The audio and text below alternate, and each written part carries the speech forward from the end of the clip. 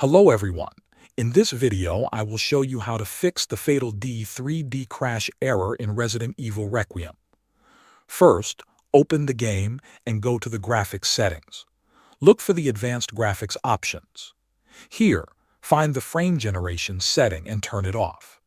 This feature can cause crashes on some systems, especially if your hardware or drivers are not fully stable. Next, turn ray tracing off, as it is very demanding and can trigger crashes. Also, lower your texture quality to normal. This reduces the load on your GPU and makes the game more stable during heavy scenes. Now, update your graphics drivers. If you are using an NVIDIA graphics card, open NVIDIA GeForce Experience and install the latest driver update. If you are using AMD, open AMD Software, Adrenalin Edition, and update from there. New driver updates often fix compatibility issues and crashes. Finally, verify your game files.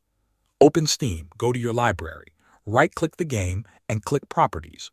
Then go to Installed Files and select Verify Integrity of Game Files. This will scan and fix any missing or corrupted files.